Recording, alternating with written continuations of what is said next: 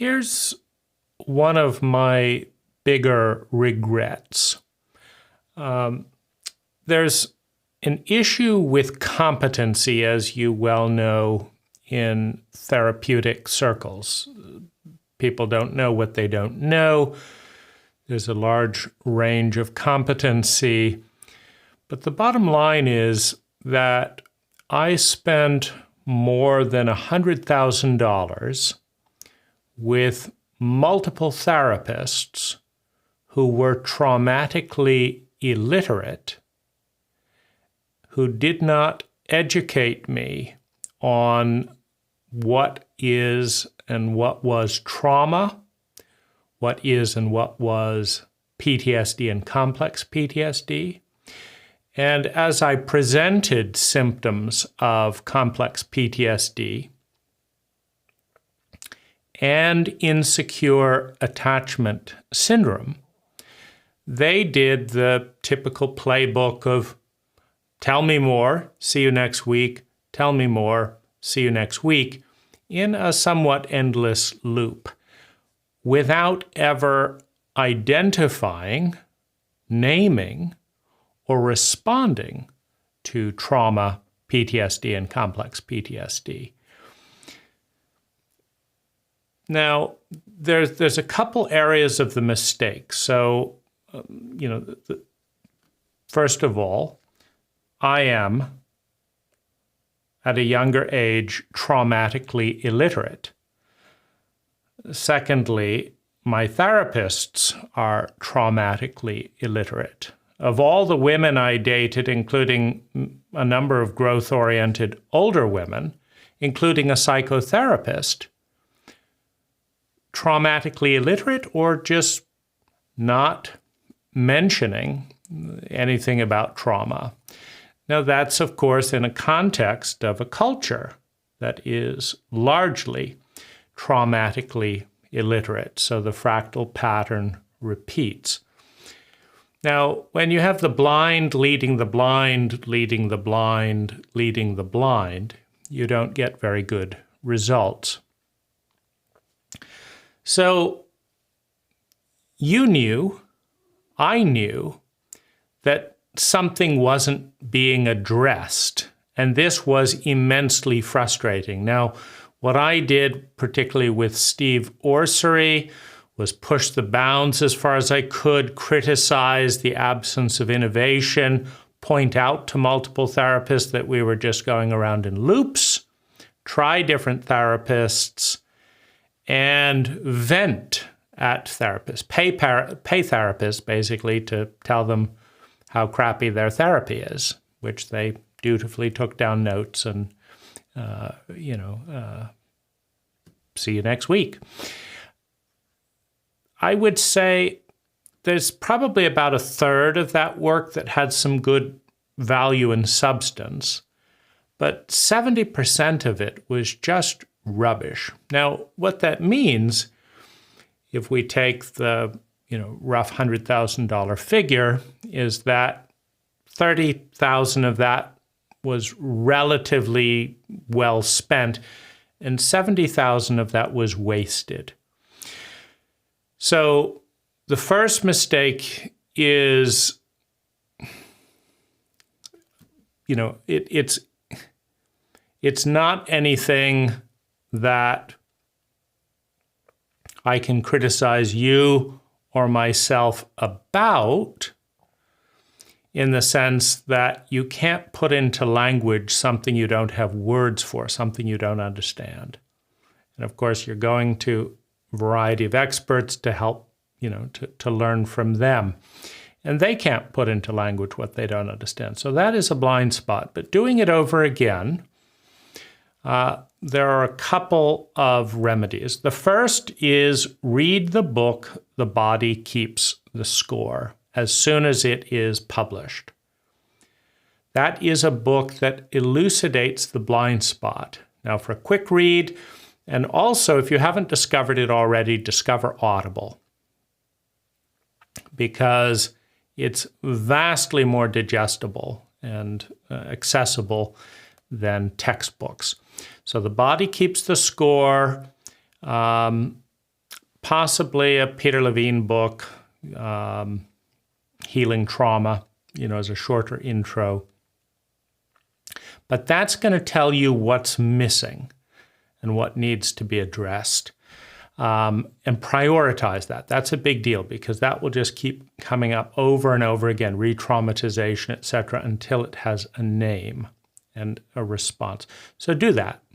The second thing is, I would say, put a minimum of $30,000 of that money into investments. And possibly buy a house with the other $70,000.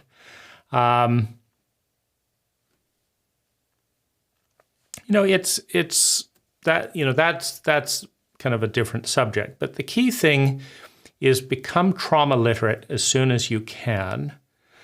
And the other thing that is, I guess, part of that is do understand that there is a connection between how big things seem and how stable you are. In other words, if you're this big and an energy pattern collides with you that is this big, that is a traumatic event. When a pinball and a bowling ball collide, the pinball always goes flying. The bowling ball continues undeterred. However, if you can get this big, the size of 3 bowling balls, then the exact same thing happens, and the bowling ball goes flying, and you stay largely on your own trajectory. Now, if you can build a $70,000 savings cushion, things will seem less traumatic than if you're living close to the edge. Things will seem less traumatic because they will be less traumatic.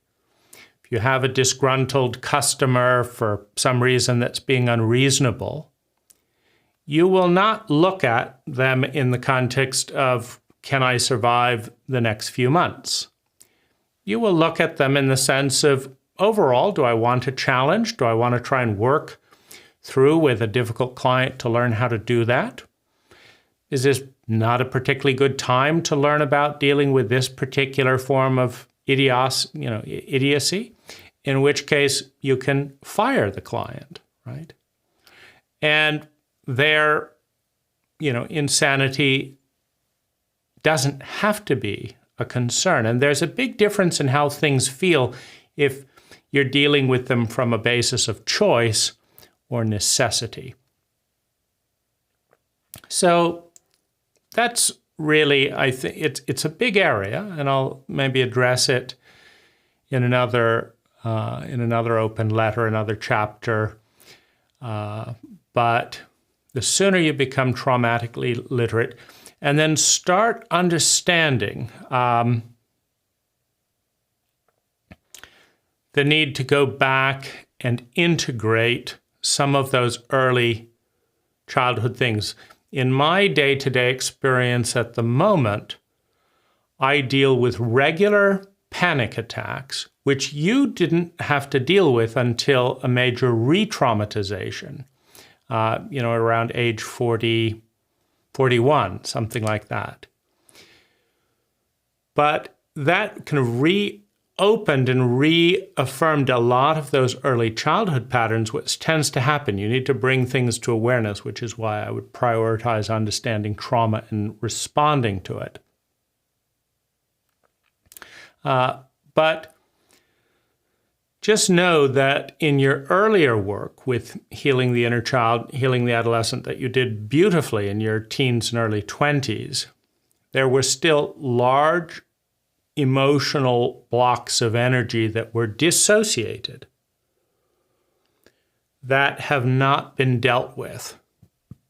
And I know it's frustrating to you because you did a lot of that healing work and then it kind of came to a little bit of a plateau.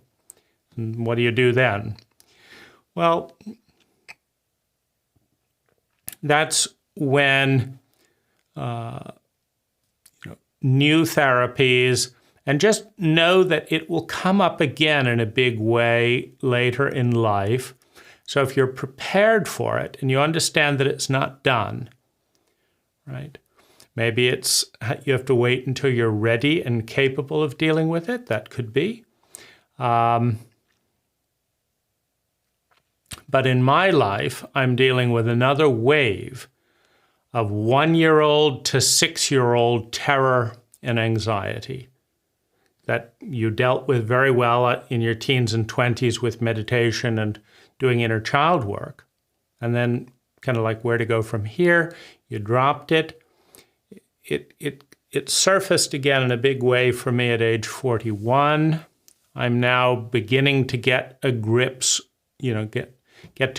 with that wave of terror, that wave of fear, that wave of shame at age 48, and redoing some of that inner child work now that I'm aware, have earlier memories, and also understand the childhood trauma at a deeper level. So that's it for now, and thanks for listening.